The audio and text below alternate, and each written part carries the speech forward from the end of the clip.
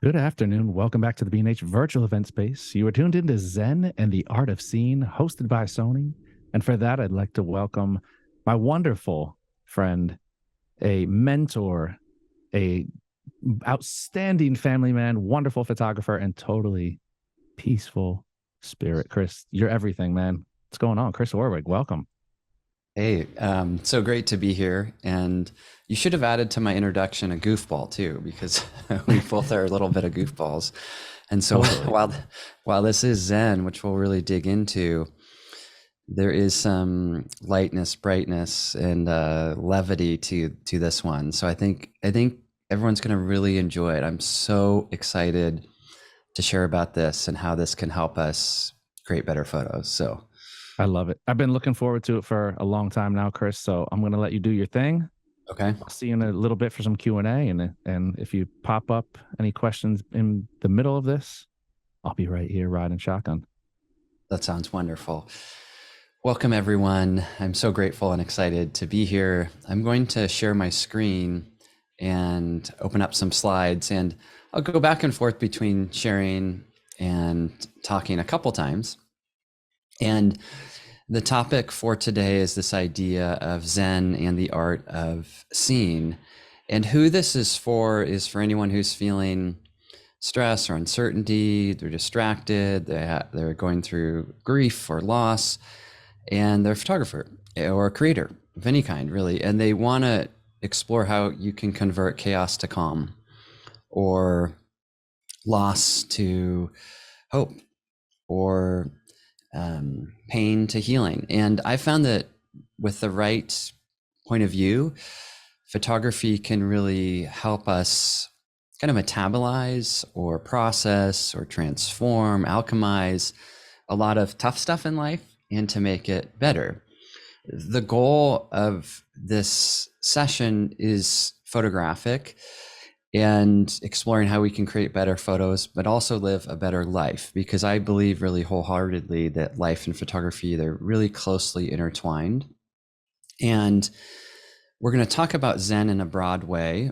On one side, Zen is a Japanese school of Mahayana Buddhism, which emphasizes the value of meditation and intuition. And then maybe on the other side, you could say the word Zen more kind of colloquially to just say it means peaceful and calm. You might be like, oh, that dude is so Zen, or that was such a Zen moment. And so we're going to blend those two. This isn't scholastic. This isn't academic. It is anchored in this idea of what Zen Buddhism is, but I'm also going to bring in other influences and sources along the way. And the reason is, here's our first outside resource, is because, as Henry Miller, the author, said, one's destination truly isn't a place, but a new way of looking at things. And so we're going to explore how we can go on this journey and see things in a new way. And the side of the art of seeing has to do with seeing a tree and its roots, so seeing what's visible and what's also underground, and utilizing that depth in seeing to create content. And in my case, I do a lot of portraits like the one on the right. And I did a search for the art of seeing, and a definition that came up, which I liked, was to observe and perceive the world with a heightened sense of awareness and appreciation. And so we're going to explore how this concept of Zen or peace or calm can help us to have this heightened sense of awareness, of presence, and appreciation and gratitude. Because I really believe that photography does that, right? It heightens our senses. It gives us more awareness. Oh my gosh, I wouldn't have noticed that. And then we appreciate things, a tree, a person, a lake, whatever it is. And so in our photographic journey with whatever we're photographing, in this case, a landscape that I captured, I've come to believe that one of the most important tools that we can bring on a shoot is inner clarity. And when we're in tune with what's going on inside of us, that shapes the photographs that we make. And Marcel Proust put it this way. He said that the real voyage of discovery consists not in seeking new landscapes, but having new eyes. Again, this idea of the art of seeing, that it's not just like, well, I'm going to go to this landscape and that one and this one, but it's like, okay, well, how am I really truly present? How am I appreciating this? How am I seeing this? And how am I seeing this in a new way? And the beautiful thing about photography is it helps us do that. I mean, it like gives you a new vision for the world because it blocks off certain things from the frame. You focus, you have certain focal lengths and all the things. And part of this comes back to this idea of what we're bringing with us to when we're doing photography, whether it's street or food or architecture, but is this idea that it's really internal what we bring. I love this Emerson quote. You may have already read it, but I'll just read it again, but which is, though we travel the world over to find the beautiful, we must carry it with us or we find it not. And it's this idea that what we're seeing in the world in a lot of ways can be a reflection of who we are on the inside. And if we carry or bring beauty with us, we suddenly see that in the outside world. And the reason I'm kind of bringing in Emerson or a couple of these other quotes is just to contextualize this. And again, it's anchored in this idea of Zen, but we're contextualizing it in this space of photography and of just art and creativity. And the reason this is so important, I think, is because the camera truly sees objectively, just sees like what's there.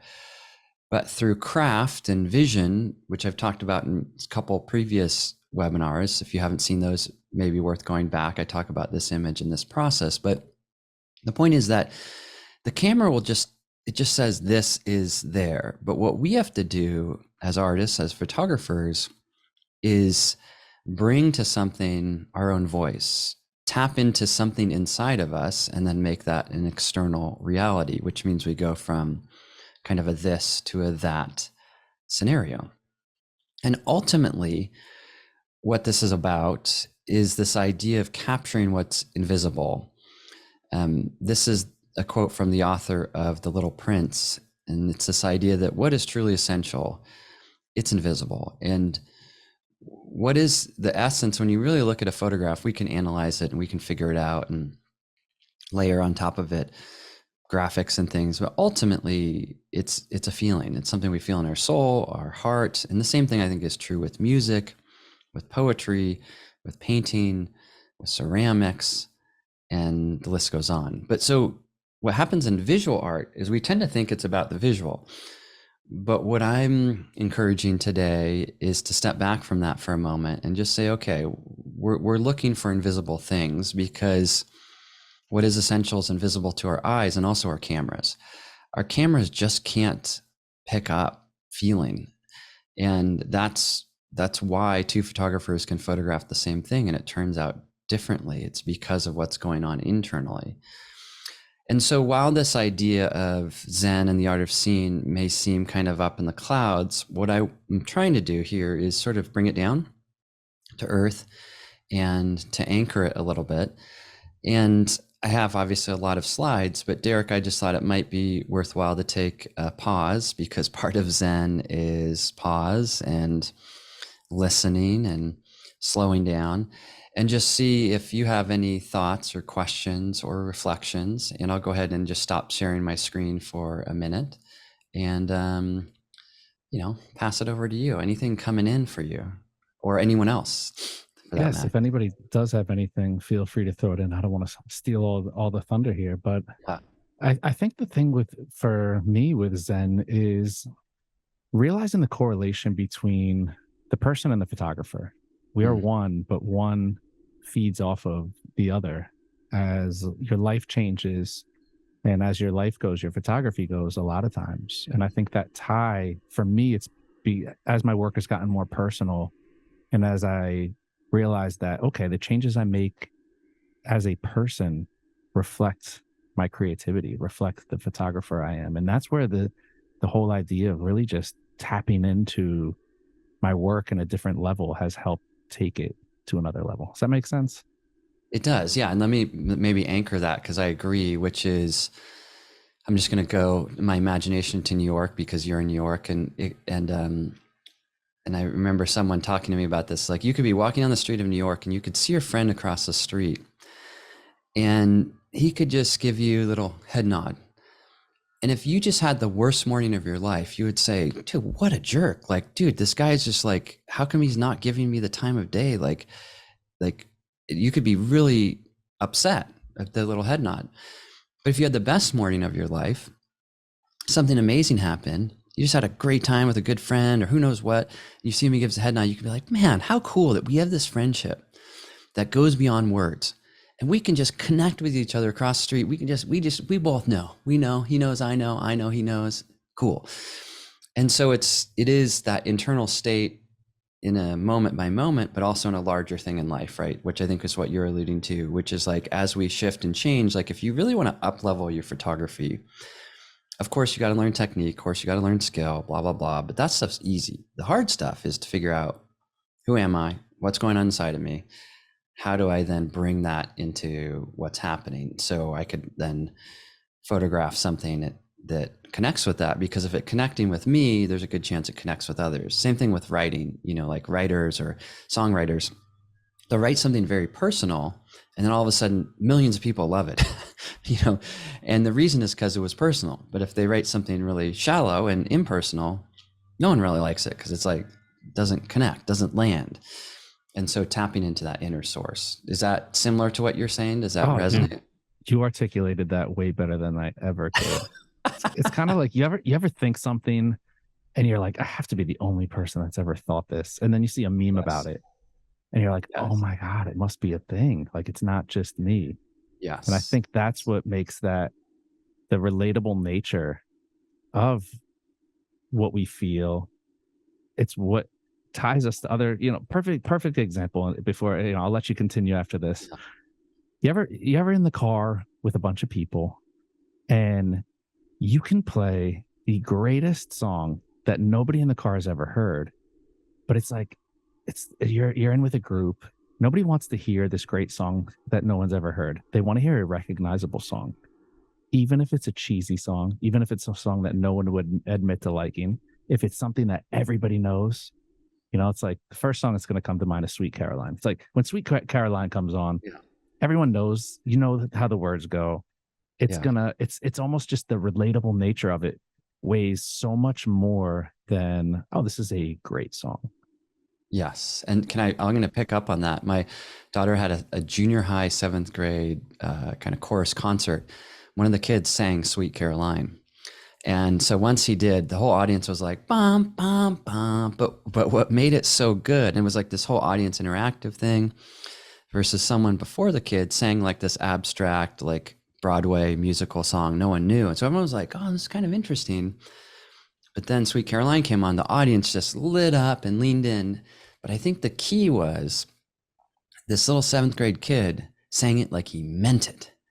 And he just leaned into it, was having so much fun. So we as an audience were like, yeah, I mean, if this guy can be brave enough to get up there, we're going to join. And fed off the energy. We fed off that, right? And so I think he had that, and that's what great actors do and all these performing art people do. They tap into something really true to who they are, shows up. Because if he had sang, Sweet Caroline, bum, bum, bum, we would just been like, oh my gosh, I feel sorry for this kid. He's dreadful. So yeah, I think you're right. I think it is, in that collaboration and community and connection, all those things really matter. And it's context related too. Like, I think if you and I were hanging out and we were having a deep conversation and one of us turned on that song, we'd be like, dude, what's going, like, that's not the right, like in a group setting, sure. But maybe the abstract song might be like, there's this weird song I've heard. I really love it. Just listen to it. I think it might be cool. And then I'm like, wow, I'm able to hear it differently because of the setting, right? So totally. Time and place. Yeah, time and place. But I think all of that stuff, set and setting, all those things, it's like you tap into, okay, you're listening to your intuition. That's what Zen's a lot about. And then you trust it. Great artists listen and trust.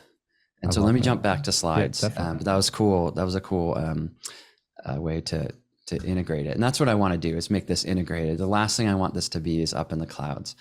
So I want to do a little mini introduction just so you have context in case we haven't met. But my name's Chris Orwig. I am a Sony artisan of imagery, along with a lot of other great photographers and filmmakers. And I've written a couple books, last two, one on portraiture, one on creativity. I do coaching and mentoring for people in a one-on-one basis, which I love, love, love doing. And you can find that there. The gear that I use is primarily pretty simple. I tend to use one camera and a couple lenses, an iPhone for all my commercial and editorial and personal work. And then I'll show you a slide now with just like a lot of the gear. I have a lot of different lenses. And so with a lot of choices, and the reason I wanted to include this was a little bit, I'm not going to talk about gear too much, except that as photographers, we have a lot of complicated, interesting gear. And part of this is bringing intention to what we're using and how we're using it. And then to highlight just some of the photographs, this is an R5 with 24-70, whether I'm shooting, in this case, obviously just from the edge of the lake. This is from a helicopter, photographing this island in California, traveling, or portraiture, commercial portrait stuff, or family portraits. And just to kind of highlight the photographic side. And with all of that, what I'm trying to do is bring a certain level of intention, and we'll get to that a little bit more. I'm a family man. I love adventure, love surfing, being goofy, as I mentioned, hiking, biking, all the things. And so the question is kind of why me? Why am I someone who has something to say about this topic? And really, for my whole life, I've been asking this question of how do we live well? I've been formulating an approach to the art of living. And a lot of that comes from my own healing journey. I have chronic pain, and I've had that for about 30 years. Photography has really helped me in kind of coping with that and even thriving in spite of that. I have a master's in divinity, so I've done advanced graduate studies in spirituality and stuff. I have really interest in spirituality. I've been meditating for about a decade, practice yoga regularly. I'm a photographer, family man, all those things. So why now? Why is this interesting? Well, I think, T.S. Eliot said this probably 60 years ago now, maybe more. But he said, we're distracted from distractions by distractions. And especially us photographers, we're like squirrel, squirrel, squirrel, squirrel. And we're always just looking at what catches our eye. And that is the first and really important part of photography is you say, what's catching my eye? The second part is to do the work of a photographer. But what tends to happen is that we're very visually cued up, cued in, tuned in. And so we're very distractible. And that is kind of a unique thing. And we want to notice, right? But how do we notice maybe with more intention? And why this present moment? Well, I think we just have so many instantaneous inputs from all directions. There's just so much coming at us apart from the distraction stuff. And part of this has to do with a sense of time. And Seneca, the Stoic philosopher and emperor of the time, he said, you must match time's swiftness with your speed in using it. And one of the ways that we deal with time and deal with all this input is we carpe diem. We just like go for it. And in this case, it's like the surfer, like the waves are happening. I'm going out there, I'm dropping in, he's about to tuck into a little barrel. And one approach to our craft is to really hustle and to seek and to search and to seize the day, seize the moment, which is an amazing, powerful way to approach life. But I think a complementary approach, which we can add to how we approach it, is to slow down. And this is a photo of that same moment. I just swam under the water. I took a breath, went down underwater, and slowed myself down. And I like how Marc Reboux, the late French photographer, put it. He said, photography is savoring life intensely at 1/100th of a second. And I think the word savor is one of those words which implies slowing down. So if you savor dark chocolate, you're not just like, dark chocolate, seize the day, eat the whole chocolate bar. You take a little bite of it, you're like, oh my gosh, this is so good. You're just truly, really present. And in Zen Buddhism, being present to the moment, this small little moment we have is really what it's all about. Bob Dylan put it another way. He said that the purpose of art is to stop time. And when there's something happening in cameras, we're stopping at this now maybe 1/1000th of a second, that it stops what's happening. And we can really say, what is going on, and look at something in a unique way, or look at someone in a unique way, whoever it is, young or old, or bride and groom, or painter, or stranger, or celebrity, my daughter, my mom, good friends. And in these moments, in the craft of photography, whatever our subject matter is, I like to think of that idea as savoring moments and really stopping time for ourselves and for other people. The Zen Buddhist teacher Thich Nhat Hanh, I actually have a typo there, I spelled that wrong, but his name, but he said, if you are calm and still enough, you can reflect the mountain, the blue sky, the moon exactly as they are. You reflect whatever you see exactly as it is without distorting anything. And what he really encourages people to do is to think about like your inner landscape, or inner workings of your life, like a mountain lake or something. And if it's windy, it's cloudy and it's not going to reflect anything. But when it's calm and still, one, you can see deep into it, and you can also reflect things in a beautiful way. And so stillness or savoring can give us the ability to do that. Like in this photo here, this came from after a moment of stillness. I'll talk a little bit more about that later. So in this whole space of Zen and the art of seeing, of combining this idea of peace and calm, of how we see the world, I want to focus in on Zen in just a couple slides here. But I want to highlight, let me just see 1 second. Well, oops. My little window is blocking my words here, but I'm going to try to read around it. So hopefully I can do that. But that Zen is not an ideology, but a way of, what is it, that word there, Derek? Maybe you can read it. I can't read my own slides. I can't find my mouse. And Chris, I'll just let you know, you can, if you move the Zoom windows out of the way, because we can't see them. How do I move them out of the way though? You should be. Oh, let me see. My cursor's gone. You want me to fill in and do voiceover for you on this? Yeah, do voiceover. How about, will you read these 3 things? This will be fun. Yeah, I got you. Do it. Zen is not an ideology, but a way of living. Zen is something we are, true nature, and something we do, practice, through which we can realize the joy of being. The practice of Zazen, did I say that right? Zazen? Yeah, you said that. That's it. All right. The practice of Zazen, meditation, is a way of realizing the non-dualistic, vibrant, subtle, and interconnected nature of life. Awesome. Thank you so much. So just reiterating that Zen is really a way of being, it's a way of living, and it's tapping into, kind of this true nature of who we are. It's something we practice, and then it leads to joy and the art of living in many ways. And the word Zen comes from the word Zazen, which literally means seated meditation. And seated meditation is a way to kind of help us realize subtlety, tap into intuition, and also interconnectedness. And so while there are probably maybe 15 core ideas in Zen, I'm just highlighting 3.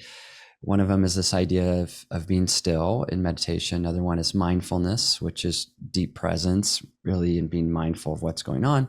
And then integration is a big part of Zen, which is art and daily life. So for example, a Zen master would say, when you're washing the dishes, wash the dishes, which at first is like, okay, yeah, of course. But really, most of us, when we wash the dishes, we're worrying about something else. We're listening to a podcast, we're doing like 6 things at once. And what Zen kind of invites us to do is just be present in what we're doing, and to have that deep presence as we go.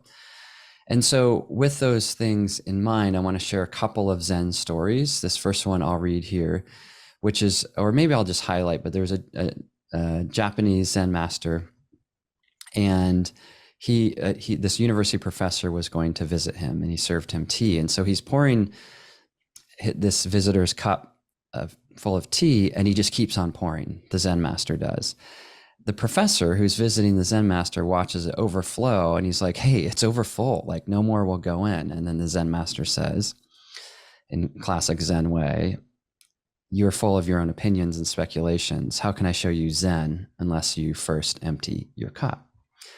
And so there's this concept in Zen Buddhism of emptiness, of being an empty cup. And And in this way, I mean, this is my own interpretation of it. I don't know if it's accurate or not, but it's like we are the cup. So it's not like we get rid of the cup. There's still beingness of who we are. But in photography, if we can become empty and let go of expectation and let go of an idea of what something should or shouldn't be, it gives us this beginner's mindset, this chance to see new, to see with fresh eyes, to go back to Proust's quote about this new way of seeing the world. And so for me, that means like the photograph on the left was captured in it's like outside of a casino in Las Vegas, really kind of gross, ugly area, but had a deep, meaningful moment with someone. So my dog Daisy wants to come in, so I'm going to let her in because she'll keep scratching the door. One second here. Come on in. And if I had my cup full, I'd be like, oh my gosh, Las Vegas. I do not like Las Vegas. How am I going to capture something deep and meaningful here? But if I just empty the cup and be like, you know what, let me be open. Same thing, the photo on the right, doing street portrait, just walking around New York with someone. And I love that image. But both of these images came from being an empty cup.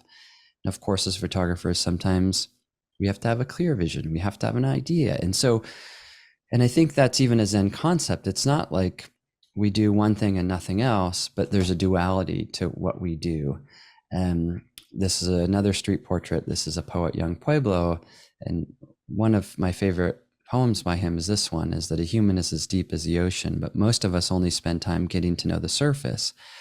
And I think the surface in a way is kind of like a full cup. You see someone, you're like, oh, they're like a tall, muscular guy, and they have a beard, and okay, great, I know what to do. Or let's say it's more of a landscape. Oh, classic Eastern, or Eastern Sierras, mountain lake. But it's like, no, let's empty that. Like, what really is this? What's really going on here? What's going on in me? What am I resonating with? What am I connecting with? What am I not connecting with? And then when you have that openness, it can give us the ability to almost receive like a gift, like that tea being filled into the cup. Other ways, it's when we're doing stuff like this. This is a roof of a car. This was my very first Sony camera. And I walked outside of my studio at the time and I was like, I got to take a picture of something. So I took a picture of the car. And the first picture of the car was just like a blue car. It was like a blue Nissan Sentra or something, like a really dumb car. And not interesting. And I was like, okay, Chris, and what I was doing is emptying the cup and then letting something else emerge. And I love this photo for whatever reason. I think partially it was my first time shooting mirrorless, my first time shooting Sony. It was a really new thing. And this was years and years ago, but it stands as a reminder for me to be that empty cup. Other times, this was in Italy, and it was a countryside Italian farmhouse. I took a picture of the house, then I was like, I don't think the house is really that interesting. I've seen that picture before, but then I just like, oh my gosh, look at all these colors, and again, so that these are almost like gifted images. They almost emerge in a way. And I think that can come from that Zen concept. This is photographing a bride, which I don't really necessarily like doing, or like, oh, a bride in a white dress. But it's like, no, maybe there's something more there. Another Zen story. 2 men visit a Zen master. And maybe for this one, I'm just going to exit out of my screen here and stop sharing just so I can do a little FaceTime and tell this story. And again, those of you who are familiar with Zen know that I may be, I'm reading these stories in my own voice. I'm not doing them exactly as the tradition shares. But with this one is like two guys visit. So I'm using my own language. So hopefully everyone can kind of hang with that. But 2 guys visit a Zen master, and one of them says to Zen master, hey, I'm considering moving to this town. Should I move here? And the Zen master says, well, and he says, well, and what's it like? What are the people like? And the Zen master says, well, what is your old town like? And what are the people like there? He's like, oh, in my own town, everyone is so busy. They're so selfish. They're so self-absorbed. It's just like, there's just so much anger and strife. And then the Zen master says, well, it's the same here in this town. You shouldn't move here. And then the next guy gets his visit with the Zen master and says, I'm considering moving to this town. What are the people like? Should I move here? And he says, what was your town like? And he says, well, in my previous town, that people are so generous. They're so kind. They're so loving. There's just such a rich community. And the Zen master says, well, the same is here in this town. And it's the whole idea is that who we are and how we approach life, how we relate to things, we bring that with us. And what's going on inside, you're going to find that as we go to wherever we go. And so the Zen concept really helps us say, like, let's not totally go external, even external like happiness, or external like I'll get the best shot. I call it if only thinking. If only I have a great model, if only I'm in New York, if only I'm in Italy, if only this or that, like the external, versus saying, you know what, I'm in this like weird back alley in Las Vegas. I'm gonna be open to what's here, or I'm gonna bring me into this scenario. So I'll pause there because I've told a couple Zen stories. Those are some fun ones, and talked about some different concepts. Derek, my man, my brother, what's coming in on your end? Well, we do have a couple questions, so okay. I'm gonna share the platform here with Sally joining us on YouTube. Says this is a great approach. The photography is a way of meditation. Do you feel creative photos help with your Zen practice? Yeah, I mean, that's a great, and thank you, Sally, for that. And you can obviously see that my photos aren't of Zen gardens or of, let's say if you were to Google Zen, you're not going to see that Chris Org photography. So, and I don't think that's your question, but just kind of clarifying that for a moment, but yet my photos are full of Zen, and that's that inner presence and peace. And so, yes, Sally, when I capture a photograph that really has that connection, when I was present, like with a poet, we're in New York, there's construction, we're under a construction overhang, it is like noon, it's so busy, he's walking somewhere, but we have this like deep, wonderful Zen moment, for lack of a better word, or for on topic with a talk. And it makes me realize, ooh, I want to live more like that. So it's like I want to do that, and then the photographs help remind me, yes, more of that. And I think the same thing is true of, let's say, if someone really loves skiing and they take beautiful skiing and snowboarding photos, they see their photos and are like, ooh, I want to do more of that sport. So photography, the feedback loop that photography creates really can help us cultivate what we value, who we are, and who we want to become. And so when I teach younger photographers, which I've done for a long time, I often ask them questions like, what kind of world ecosystem do you want to be in? So like one of my students, he just loved the beach, he loved surf culture.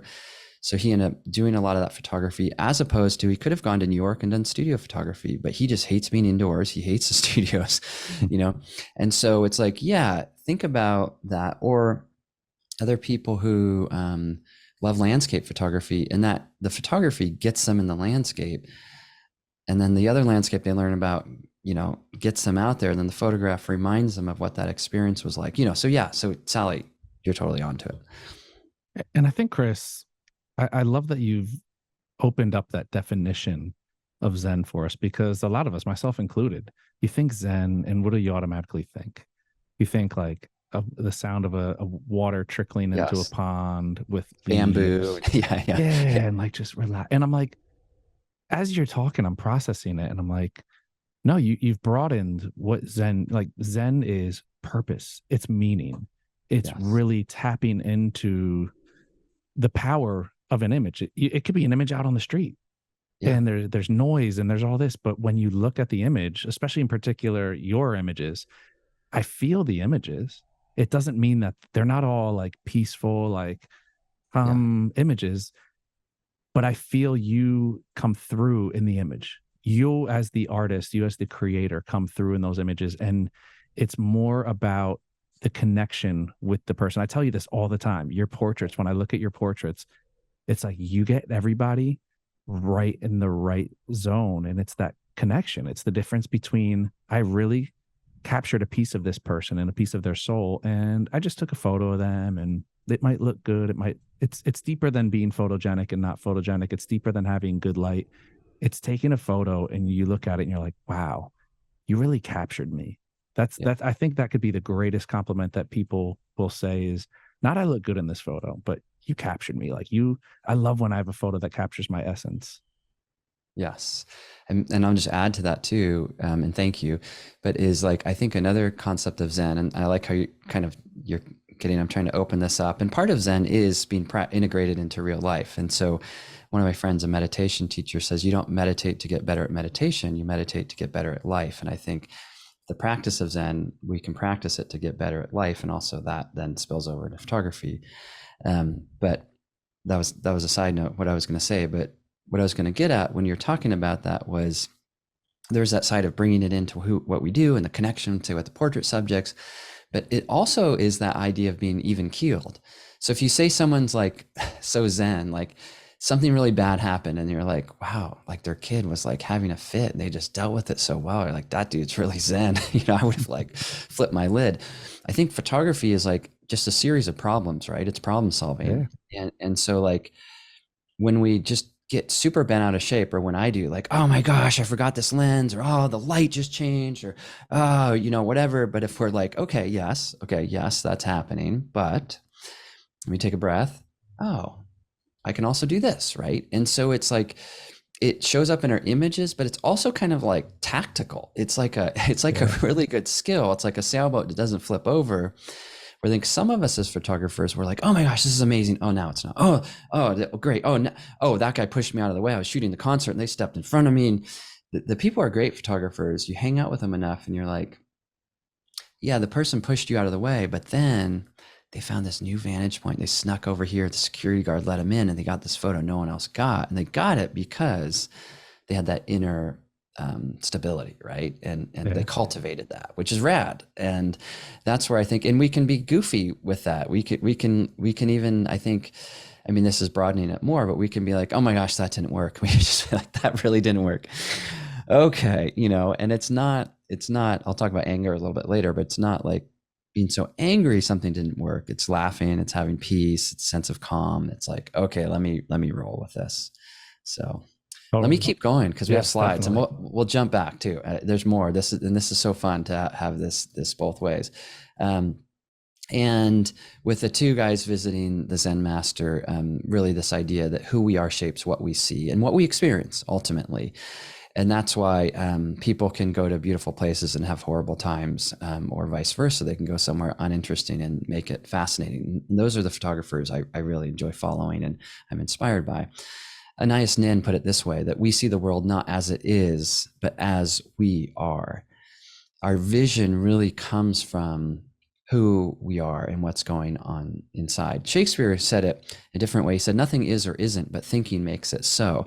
So this power of thinking really shapes what we see. And so I want to talk about that related to gear and subject matter. So here I have an instrument, and we don't really, I mean, we could do interactive. People could put in the chat if they want to. Maybe if a couple people even could do that, that would be great. Is this a violin or a fiddle? And Derek, if you see any answers, you could read them, or you and I could just talk about that for a second. Is this a violin or a fiddle? What is your vote? Let's see event space view. I'm gonna say it's a fiddle. Okay. And Danny says violin.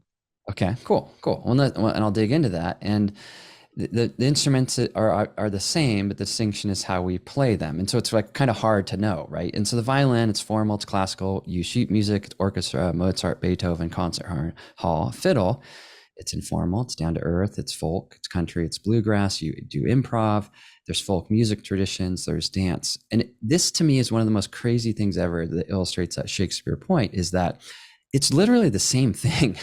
It's just a matter of like how we approach it. And so the picture doesn't give enough clues to really help us know like how is someone going to pick this up. But I think if we apply this to our camera, it can be kind of interesting that our mindset, our thinking, our own internal like compass, right, can be like, well, I use this formally, classically, in these kind of ways and do this stuff. Or no, for me, I'm a little bit my camera's more of a fiddle, right? It's down to earth and folky, all that kind of stuff. And it's not that one's right or wrong, but it's that our thinking literally shapes our world. The creative act is same. And I think this distinction comes to an intention. So if you're writing a legal contract, it's formal, it's classical, proper grammar. But if you're writing a poem, it's informal, it's down to earth, it's folksy, it's free form, it's imaginative, it's evocative, it's emotive, all the things. Or if you're writing an email to your boss or an email to your partner, or a love letter, right? And all the things, the intention changes the craft. And so what we have to start asking ourselves is how we see our gear, what is our intention, and how do we want to use it? Again, what I'm trying to do is tie this to the Zen concept of taking the inward journey. And if we can take that inward journey and start to tap into and tune into that, it can shape how we see. This is a photograph from a long time ago. I think, I don't even know, but maybe 15 years ago or something. But the singer-songwriter Seal asked me to teach him Lightroom. So I went over to his house and we're sitting there at his computer. And he was talking about digital versus film. And he shoots both. And at the time it was like kind of a popular conversation. And he said, when I shoot with my digital camera, I open the images up in Lightroom and I look for the flaws and the mistakes. So digital means fix mistakes. When I shoot with film, I embrace the flaw. And so it was like his intention or his thinking shaped how he dealt with the content he was creating. And this isn't about digital or film, but it's about how we can have these mindsets that shape us. And one of the ways I think we can learn from film photography is this concept of wabi-sabi. And Zen Buddhists use this symbol, I think you pronounce it Enzo, for their version of wabi-sabi. And this circle kind of points this idea of how there are imperfections in existence, to appreciate and understand things for a brief moment, and how imperfect they can be. And the idea of wabi-sabi, it's a Japanese concept, but if you dig deeper into it, there's a great book, Wabi-sabi for Artists. Something else, the title I'm not remember, but the author is Leonard Cohen.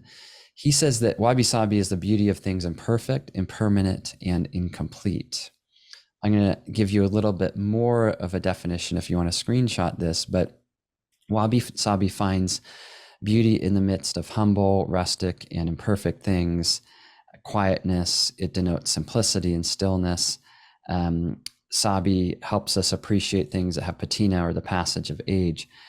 And the reason why I wanted to bring this up is that often it is those imperfect frames, those ones with the flaws, that are more interesting and more appealing. And I think Zen can help us to embrace that. So wabi-sabi like vessel would be something like this. It would be something that's imperfect, that isn't totally, it's just not perfect. Wabi-sabi in interior design on the left, or a garden, or maybe a vase with some plants. It kind of celebrates this idea that those things which show us imperfection feel authentic, feel honest, feel real.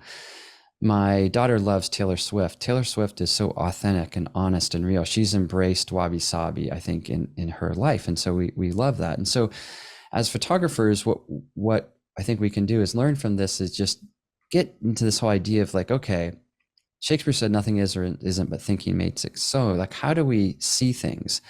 And where is that coming from? And so just to highlight a few things, like someone could see, I have all these little goofy icons, but they could see the guy with a beard.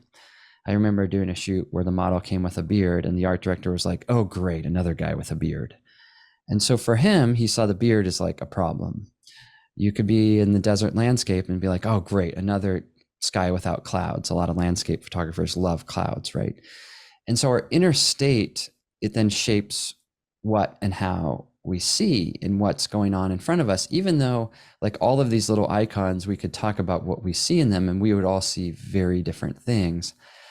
But this idea of Buddhism is to try to just say like, yes, I see this. And so then, okay, so what? So there's no clouds. Okay, so great. I notice there's no clouds. I notice that's frustrating me, and then what do you do? And what is your intention within that? For example, I'm going to throw out some intentions. Let's say you want to create art as a photographer, and you're like, well, I could kind of follow the intention of art. It washes away the dust of everyday life, like Picasso said. Or I could say art enables us to find ourselves and lose ourselves at the same time, as Thomas Merton says. Or Pam Holland said, art speaks where words are unable to explain. So maybe art's like this voice for us. Or Van Gogh said, art is about this idea of always searching for something and never fully finding it. Or maybe I want to create art like in the intention of Rumi, the poet, who said, be a lamp, a lifeboat, or a ladder, help someone's soul heal. I want to create art that has this healing component to it. And so the reason I'm throwing out these ideas is just to say that we could have lots of different intentions, and there isn't one that's better or worse, but that intention might shape how we approach something and what's there and what we communicate. And so for me, Zen, this idea that we've been talking about, it reminds us of the importance of our inner state and intention. This is a guy who's a yogi, meditator, and renowned surfer, and he's just so comfortable with who he is. And he always reminds me of this quote by Steinbeck. And the quote is that he was at ease with himself, and that put him at ease with the world.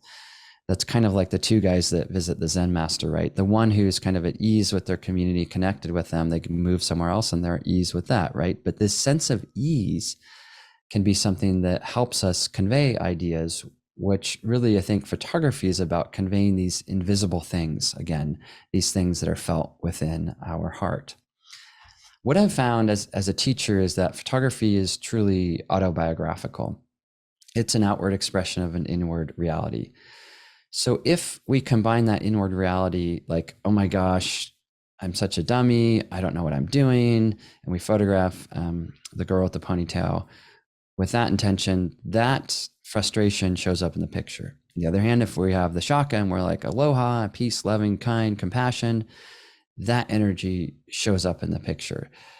So the reality of this autobiographical work that we're doing as photographers is that it really is showing what's going on inside of us. And I have looked at thousands of portfolios, and I can look at a portfolio and tell someone their fears, their dreams, their sorrows, all the things. And they're like, how do you know that? And I'm like, well, because the photographs show it. You look at enough photographs, you learn that it's really a connection to who we are.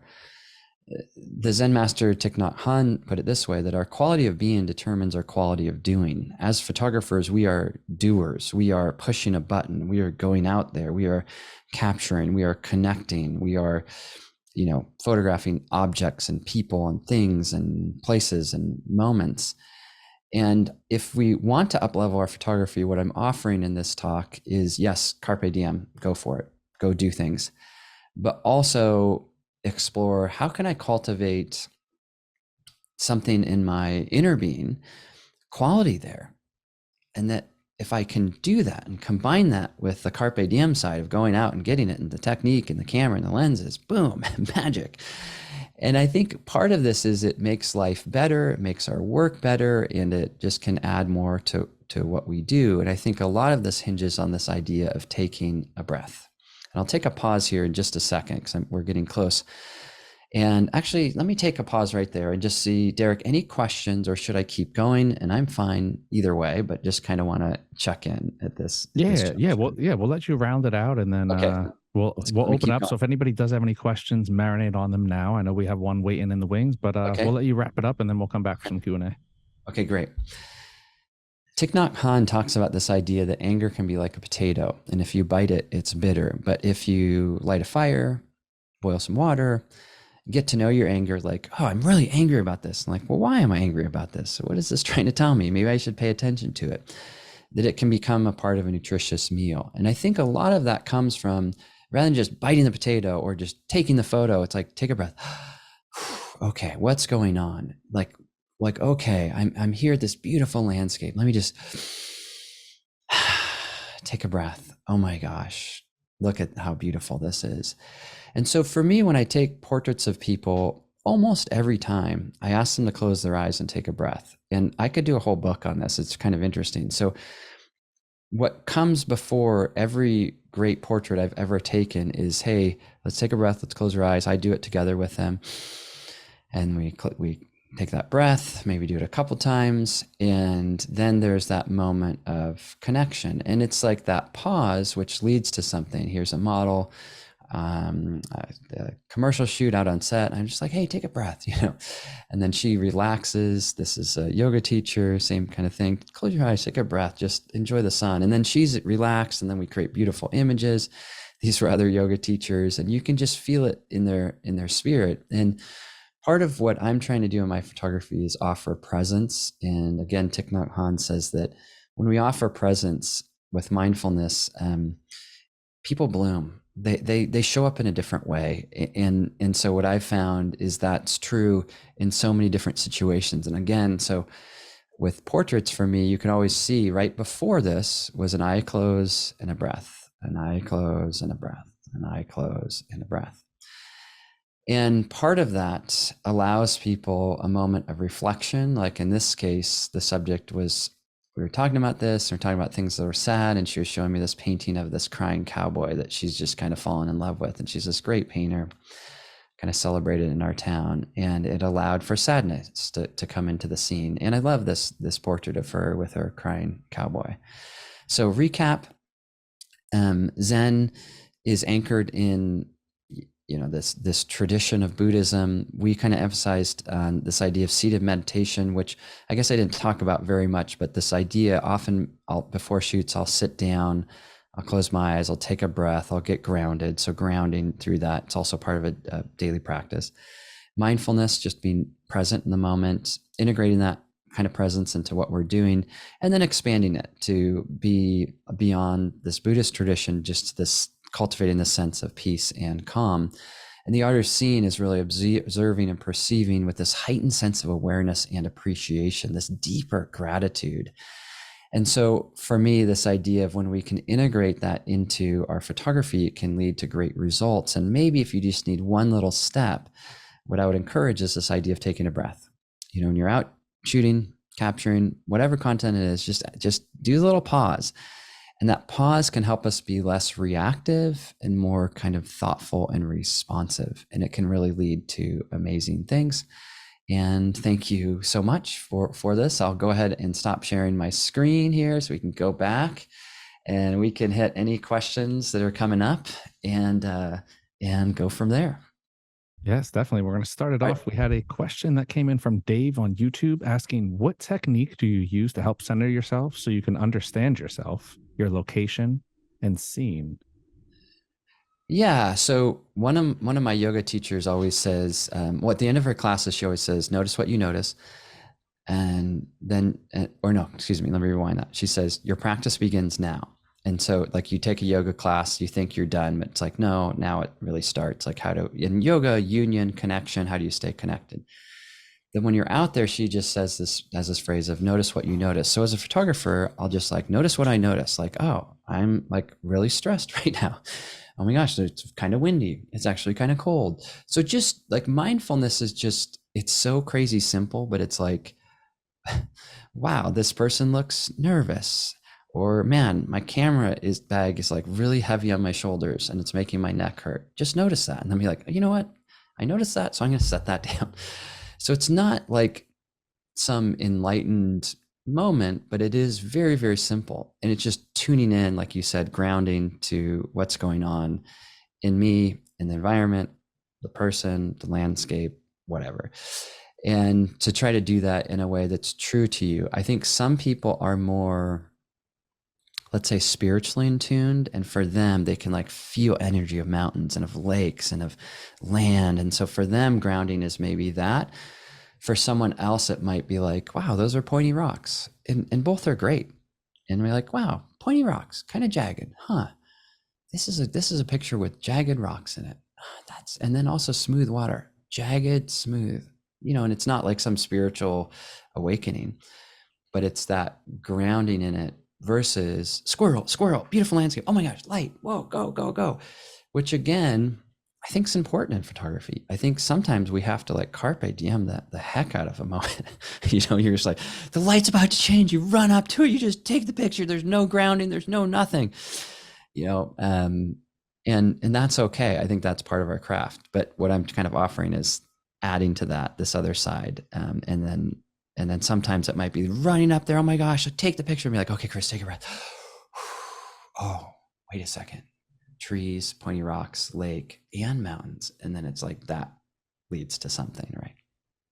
Yeah, and I think finding, like what you're saying, you have to find your own Zen, your own Yes. what is your own meaning of Zen? Is it connecting to yourself? Is it immersing yourself with your environment? Is it pushing your boundaries into something else? Some of us can find or tap into a new level of it by going outside of what we normally are and breaking in. So for the quiet person, it might be immersing yourself in a more social environment and opening yourself up, and through that you get in touch with a different side of yourself. I think it's that different definition for everyone for what helps them connect to who they are. I think that's the Yeah. hardest thing. It's so hard for a lot of people to find themselves.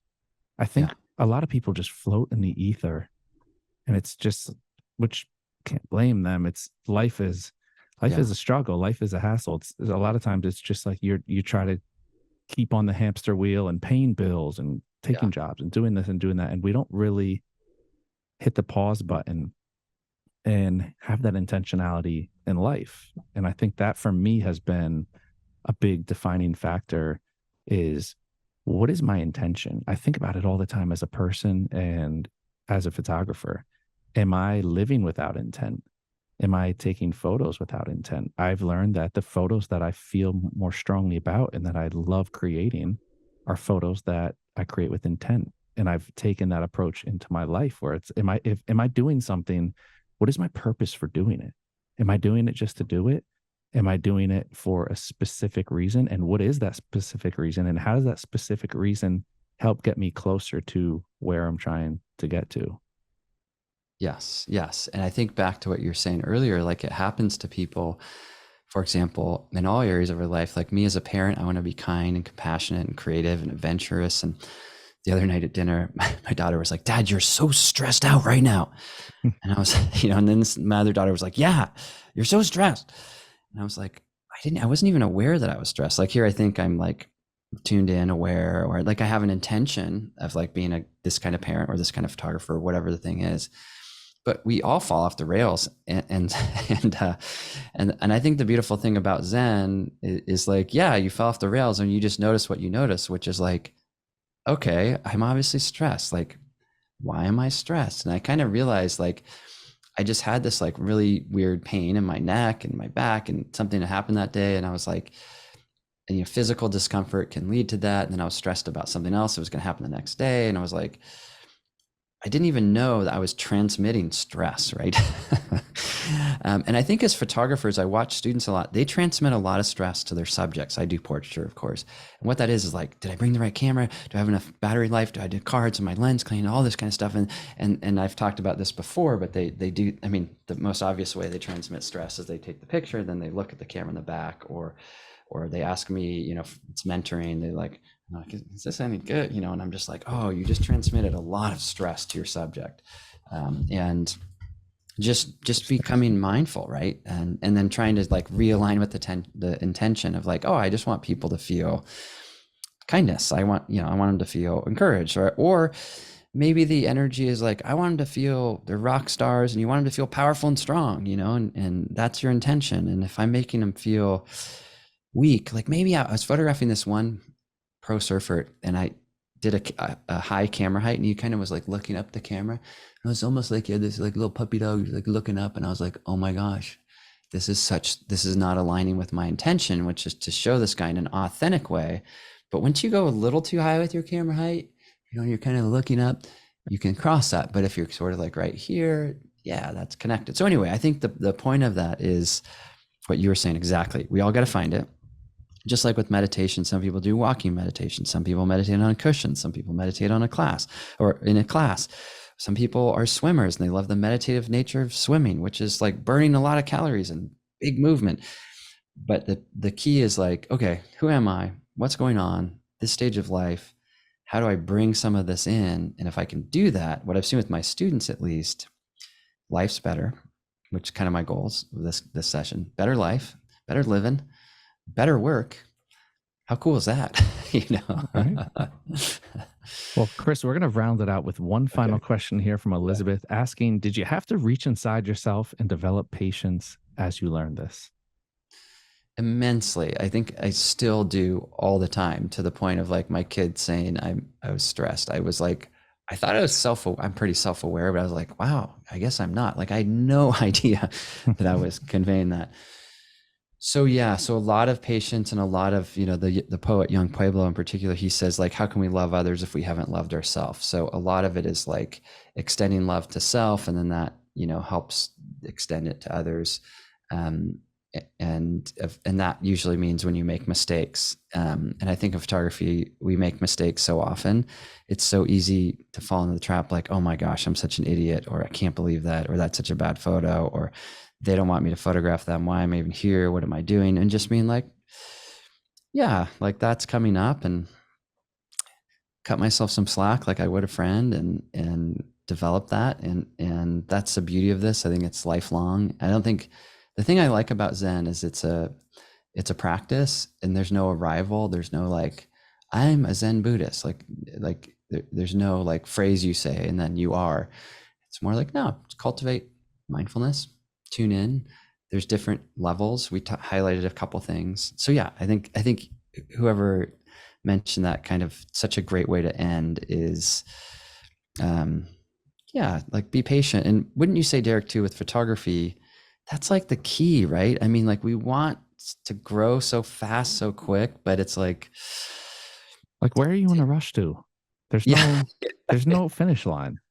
there's no finish line. Yeah. And your No. photos at 60 should be better than 20, right? I mean, it's like, Yeah. we should always evolve. Like it's always evolving. It's not like you're like, oh, I'm a good photographer or something. And it's funny you say that, because I've been thinking about it a lot lately, because I stopped posting online. Okay. I stopped taking images. I started living more. And the images that I do take, I stopped focusing. I stopped taking or making images. I started just taking snapshots with my cell phone, with whatever camera I have, and taking little video clips. And I've I found that it has made me way more present to just live. And I'm still gonna get my little moments here or there, but I needed a break. I needed to recharge the batteries. I've taken a whole new stance. My life is, you know, I I've taken an approach. Sound like Yeah. I'm gonna sound completely crazy here, probably, but even as far as how I light my apartment, the mood I set, how I decorate, when I open the window, and when every little thing. It's like I treat my life like a movie set, because look, we create that mood for our images, right? And what does that do to us? We look at them and we feel them. We feel a certain way. So now it's like when I'm in the movie set, I relax when I go in. That's, I've created my own little Zen space where I sculpt each part of my life around, okay, how do I take this task and make it more enjoyable? Or how do I dread this task less? And I think that's led me to ultimately be happier when the camera's down, so that I'll want to pick up the camera. If I'm stressed and I'm not enjoying life, I'm not enjoying taking images. It's no longer a release for me. Me, the person supersedes me, the photographer. So I love that. I don't want to leave it without Harry slipped in a comment here. I think this is a great comment. He says, the advice to slow down cannot be overstated. Hearing you repeat it reinforces the need to pause and let the moment help to create the image. And I think that's, again, beautifully articulated, Harry. That pause lets the moment help create the image. I think that's a beautiful way to word it. It is. I love that. I love that. There's this place in Kauai, one of my favorite places. I have this little sticker on my desk. It says slow yourself down. And as a reminder to myself, but yeah, I think it's the difference between like forcing it, the cup is full kind of approach, or empty cup, and receiving it as a gift. And in portraiture in particular, I've come to realize it's all a gift, it's a gift in the moment, and all the things coming together, and in other moments as well. And that, I don't know, adds more gratitude, more joy, more everything. And so, yeah, I'm with you that that can't be overstated. And I think the way to integrate it in is just, I mean, a Zen Buddhist would say breathe, or you know, a musician might say it's a pause between the notes, or but just to like, yeah, take the picture and then just be like, just take a breath. Let me just, what's going on here? Like, wow, how cool this world to be alive. What a gift. And then continue. And I love the simplicity of that. And same thing, like even when I write emails, I try to do that as well. You know, like you write an email and be like, okay, let me, especially if it's like a heated email, let me just pause, let me take a breath. Okay, I don't want to say it like that. You know, you rewrite it. Obviously, if it's really heated, you don't send it that day. You take a bigger pause, right? Yeah. And deeper art maybe has those bigger pauses, those like fine artists that like study something for decades and they just have like really settled, they've settled in, they're really slowing down so we can see deeply. So yeah, that's a great comment. So thanks, Harry. Yes, definitely. And for those of you out there who are looking for more of this conversation, Chris is going to be back December 7th. There's a Thursday, 1 p.m. Eastern time. He's going to be talking about finding joy, passion, and purpose through photography. So I want to thank Chris. Look, I want to thank you for your friendship. You've been a wonderful mentor to me, whether you realize it or not, in life and photography. So I want to thank you for that and always coming Vice on. versa, but keep on. Thank you. And you always bless our channel and our viewers with such wisdom and experience and just overall positive vibes. So I want to thank you for that. I want to thank Sony for always hosting these wonderful events. And Chris, we'll see you again on December 7th. I hope you are well and continue these positive vibes off the Zoom and into the real world, and to all you viewers out there. I hope you guys are doing the same. We'll see you back next time on another edition of the B&H Virtual Event Space. Catch y'all next time.